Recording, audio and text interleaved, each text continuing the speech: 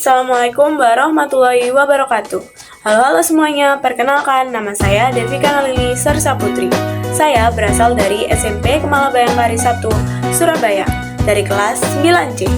Di sini saya akan membacakan cerpen yang berjudul Rumah Seram Berakhir Menimbulkan Kenangan Terindah yang ditulis oleh Cecilia Alvaris.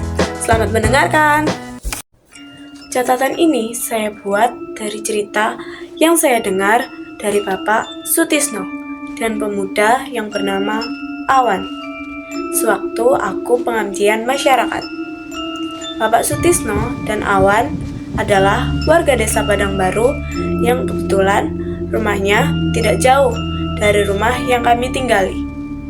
Yang katanya di tempat yang kami tinggal, kontrakan itu berisi atau bisa disebut rawan atau angker.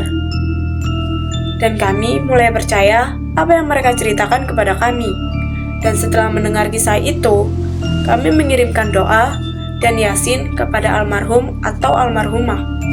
Dan bapak itu pun menceritakan yang sebenarnya, bahwa iya, wajar saja kalian merasakannya, karena memang belum ada orang yang betah tinggal atau mengontrak di rumah itu setelah ada 2 orang meninggal dunia di rumah tersebut. Setelah kejadian itu, kami merasakan hawa yang kurang enak di rumah itu, terutama di sudut dekat sumur, ruang tengah. Selain itu juga, hawa rumah itu panas dan redup. Tetapi kami beranikan diri karena kami percaya akan keberadaan Tuhan di dalam rumah tersebut. Dan sesudah dapat cerita, ada seseorang teman kami yang bernama Deka.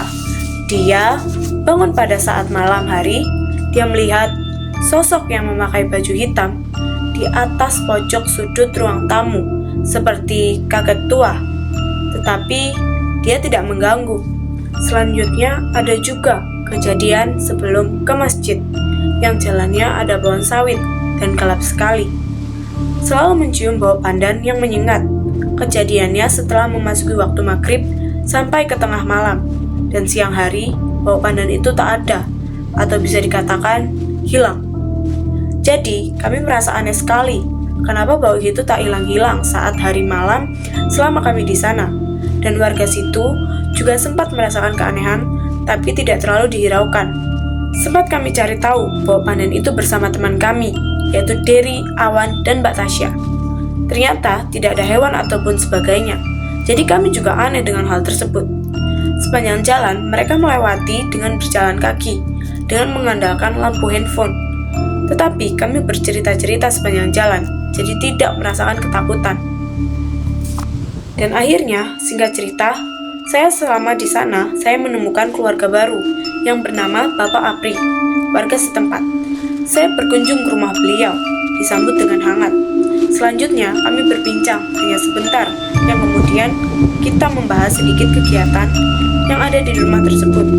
Salah satunya, keluarga tersebut memiliki kegiatan, bisa juga disebut dengan penghasilan, yaitu dengan menanam pohon buah sawit yang ada di desa Padang Baru. Terkadang juga ada yang di desa sekitar.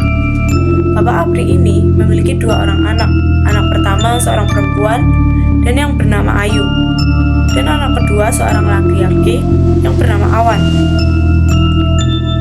Dari sinilah awal mulanya saya bertemu dengan keluarga Bapak Apri, yang awalnya saya hanya mengenal Awan saja. Keesokan harinya saat kami sedang berkumpul di Sikri, datanglah si Awan. "Ci, kata ibu buka puasa di rumah nanti," kata Awan ajak teman-teman yang lain. "Iya," jawabku.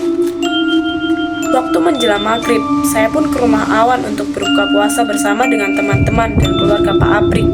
Setelah berbuka puasa, kami pun lanjut ke masjid untuk tarawih bersama. Semenjak kejadian itu, hubungan saya dengan keluarga Pak Apri semakin akrab. Bahkan, saya sudah dianggap sebagai anak angkat oleh mereka. Dan berakhirlah cerita tersebut. Ada beberapa kisah-kisah yang saya alami selama di sana, suka maupun duka. Sekian tugas pembacaan cerpen dari saya. Mohon maaf jika ada kesalahan. Terima kasih. Wassalamualaikum warahmatullahi wabarakatuh.